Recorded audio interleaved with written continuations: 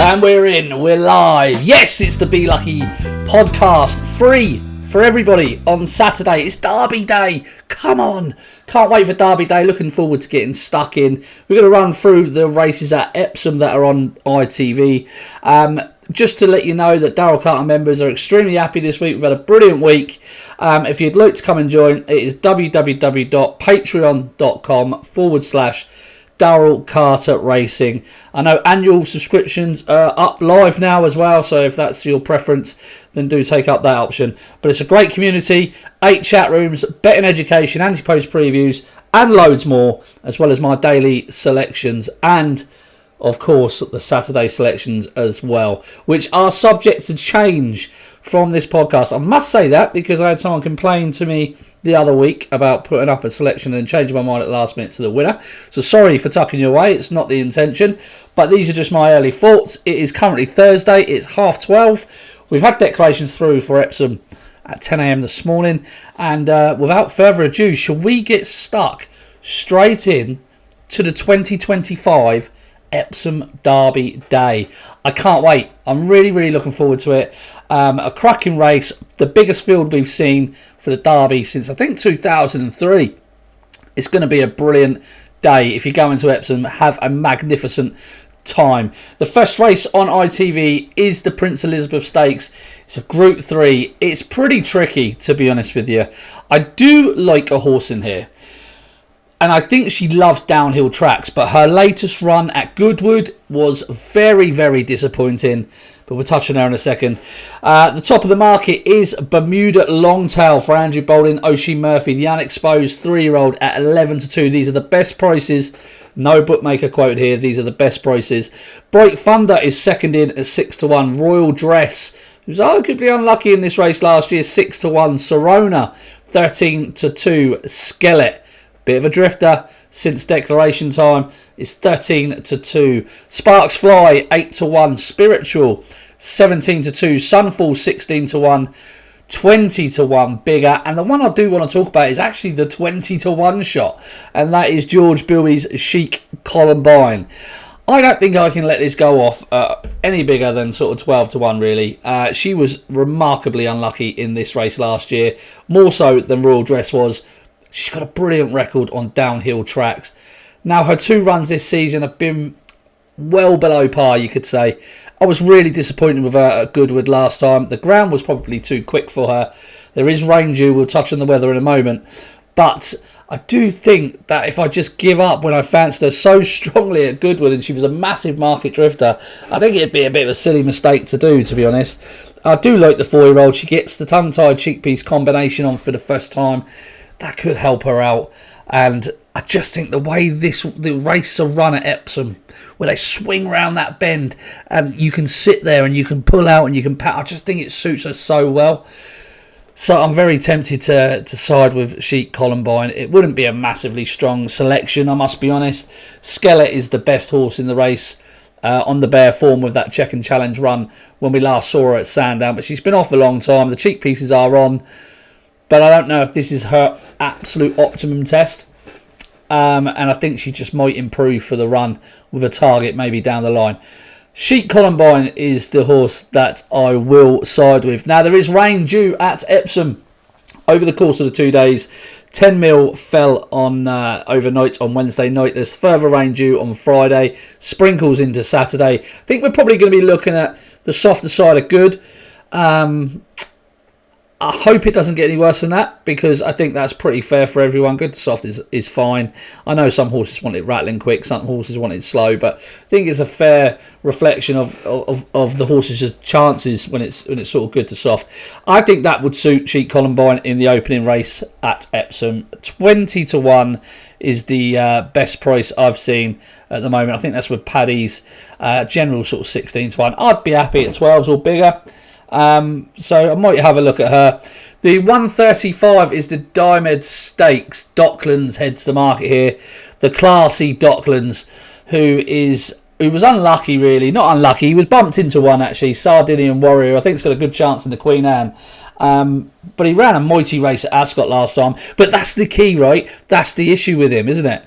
is he runs his best races at Ascot. He hasn't won since winning the Britannia. It's a long time ago. He's now a 5-year-old. 2 years ago. But he's a classy horse. He probably hasn't had an opportunity as good as this to win. But will this track suit him? I don't know. I'm not entirely sure. I think if you took away his form at Ascot and looked at him at every other track, oh God, it's hard to really love him. It's hard to love him at 15 to 8 best price. He heads the market. He's getting £3 from Persico, who's second in at 11 to 4 under Ryan Moore again. Won at Newmarket under Ryan Moore, beating Ottoman Fleet, and has won here at Epsom.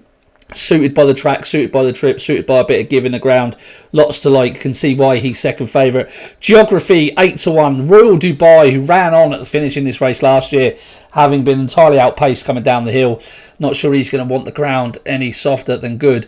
10 to 1. Royal Playwright 12 to 1. Probably a little bit better than the Bear Result. Not able to get into the race from off the pace at the Dante last time. He's 12 to 1. Ice Max 16s. Cairo with a visor for the first time. 20s. Brave Empire and Tyridian Sea are 2 outsiders at any price you like. I do like one in here. The rain has come in time, and I think I've got a strong case for him. Okay, I do like one. That horse is Ice Max for Carl Burke. Now, he's drawn plumb in stall 1. I think he's going to pop out. I think he's going to try and make all the running on him. Now, he was arguably disappointed at Sandown behind Dancing Gemini when we saw him 43 days ago, but the trick to this horse is second time out. He's improved second time out every single season. The other key to this horse is back on a turning left-handed track. He's got a fabulous record at the likes of Bath, Goodwood, Catterick, he's won twice at.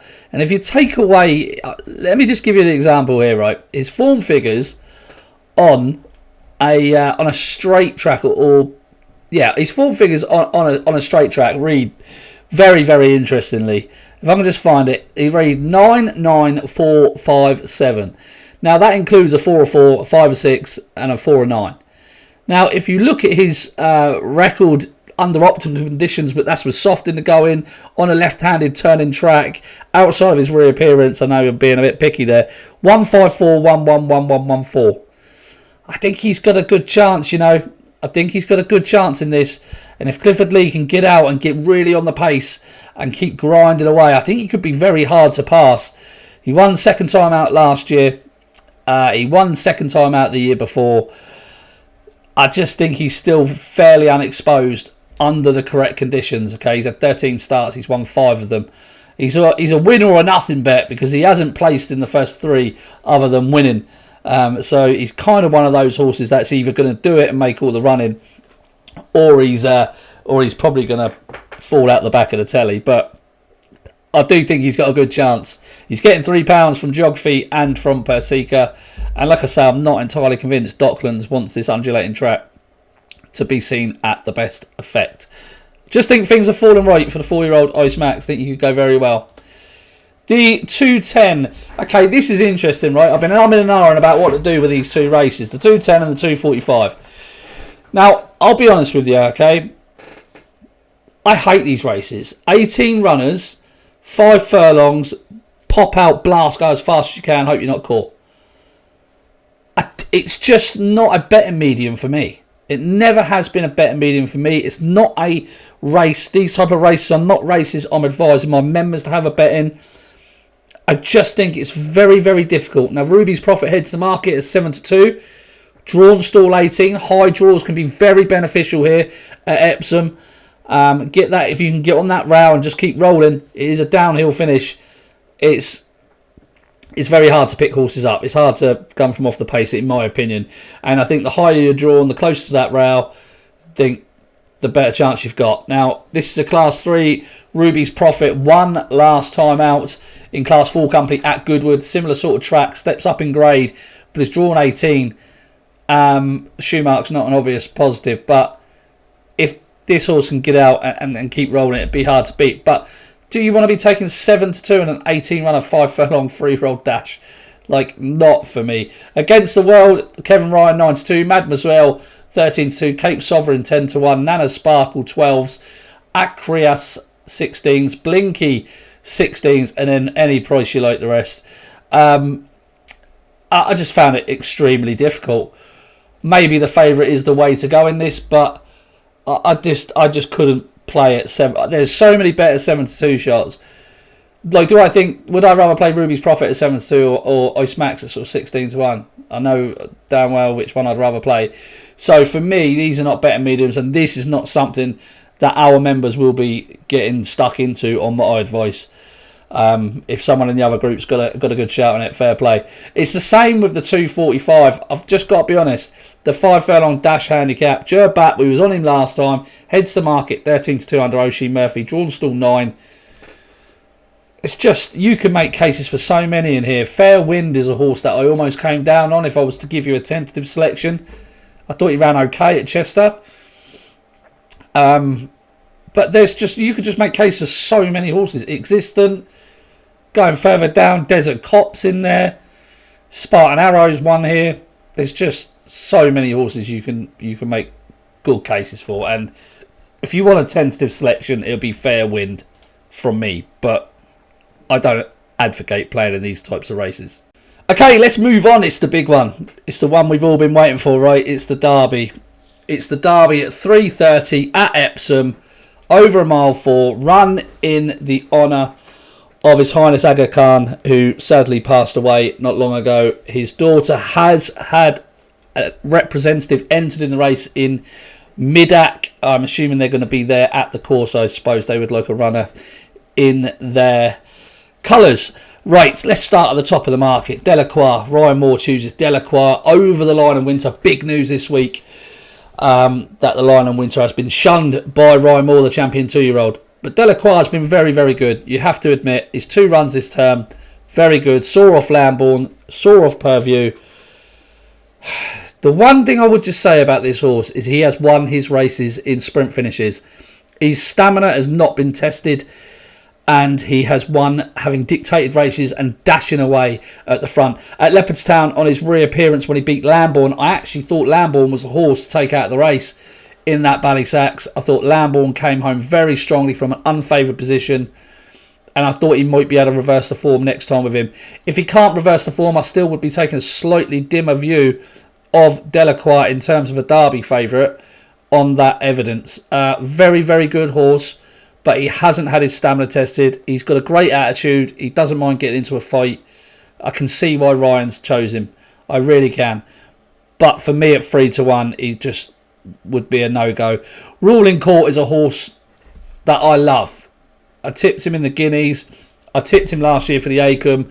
I adore this horse. I think he's outstanding. I think he's out of the ordinary. Is he out of the ordinary over a mile and a half? Apparently they've always considered him as a Derby horse. Apparently it was the Dante or the Guineas, and they chose to go for the Guineas. Now, if he would have pissed up in the Dante, I don't think anyone would be questioning his stamina. But he is so quick. He is so quick. But to his credit, he can relax. He's got a lovely long stride on him. He's a very, very good horse. I really like him a lot. A lot. And he is by far the highest rated in this field. He's got everything in his favour. If he stays, he wins, as far as I'm concerned. But there are those doubts. And with some rain coming and the ground easing off, I think he's got a lovely flow in action. I think he wants fast ground. At 7-2, I'm going to have to just say no, thank you. He's the right price in the market. He's the best horse in the race, in my opinion. But I just don't think conditions are ideal for him. He's got a slightly high head carriage as well. That would just worry you with the undulations at Epsom when the going gets tough down that hill. I love him. But I'm going to have to let him go. Pride of Arras is interesting. He won the Dante, but again, that race was a bit of a dash, turned into a bit of a sprint. I think those from the rear of the field were unfavoured by their racing position. The Lion and Winter, I mean, he's drawn stall 19, which is, it's not necessarily a big negative, but how could you back him after his reappearance? I mean, you look at that reappearance, if Ryan's on today and think, he's going to come on a ton for it, but the fact that he finished tamely and Ryan has ditched him so quickly, it's just very off-putting. It's very off-putting. And he's got stamina to prove as well. He's not guaranteed to get the mile and a half. So there are question marks about him also. Pride of Arras looks the strongest of the top quartet in the market at the moment on that Dante run. But I like the horse drawn next to him. Damias for John and Thady Gosden and James Doyle. I liked what he did on debut at Southall. He beat a horse called Hidden Secret fairly comfortably. They tucked him away, brought him back out in April, and he ran in the classic trial behind Swagman. Again, this was another race which didn't favour any horse, a stamina-laden horse. It favoured speed horses. But he did really well. He was so green. He hung off the bend. He was awkward under pressure, but he kept on really nicely. And then the run last time in the Dante, where he came from off the pace, deserved a good mark-up. And for me, I came away from that Dante thinking, that's the horse that will win the Derby. That's the horse that can reverse form with Pride of Arras. I think he's got a good, strong each-way chance. I think the step up and trip is going to suit him really well. There's loads of stamina and a pedigree. I think he'll get this trip. 10 furlongs is no problem. Mile and a half, no problem whatsoever. I think there's improvement to come from him. He's only had a handful of starts. Lovely, well-balanced horse. He's been to Epsom for a little spin round under James Doyle, and he looked to handle conditions, just from what you can tell from a gallop, really, really well. So Damias, for me, is the horse that I'm looking forward to betting and backing in this race in the Derby. Now, there's cases you can make for quite a few of these. Lambourne is very interesting. It's hard to get away from him. He's surely going to be there or thereabouts. He's probably the each-way bet of the race, really. Because he's just pretty solid. He's got that form line with Delacroix from the Ballysacks. He won the Chester Vase last time. He's stepping forward all the time. He'll stay well. He won't mind what the ground does, and he's just pretty solid. He's no superstar, I don't think, but he's pretty solid. Stanhope Gardens, if you like Delacroix at the top of the market, Stanhope Gardens was only beaten a neck by him at Newmarket at the back end of last year, and he's a horse that's crying out for moving up in trip. Do think he'll be better on faster ground. And this track shouldn't be no issue to him. He's pretty low. He's pretty a low, well-balanced horse for Ralph Beckett, and he's always been thought of as their Derby hope, so he's held in high regard. Note Walker's interesting. Cheek piece on first time. Not sure I'm totally in love with that. Tornado Alert, I don't think will stay. The Lazy Guff's probably the most interesting of those outsiders, given that he was behind Lambourne in that Chester Vase. Apparently only 80% fit that day, but he could come on for the run, and he could be throwing a little bit of a surprise up to be in the frame first 4, 5 or 6. I know you can get enhanced places with some bookmakers, but for me, I just think Jordan 15, Damias is the horse for me. I like him quite a lot. Sorry, he's not by Australia, he's by Frankel, but there's stamina on this damn side, who won group races over a mile 4. But I do think Damias is the horse to be with. So that is my that's my best bet in the Derby. That is all the races covered at Epsom on ITV. There are a couple later on the card, the 4:15, for example. I like one in that. I like one in the 5:40. Musselburgh has got a couple of interesting races, but nothing really for a bet. It's probably a quieter Saturday than most for me. But it's Derby Day. I can't wait to watch it. I've been looking at this race for weeks and weeks and weeks, and we're going to see it on Saturday. I cannot wait. Go on the Damias. But whatever you're doing, do it responsibly. And of course, most importantly, or just as important, be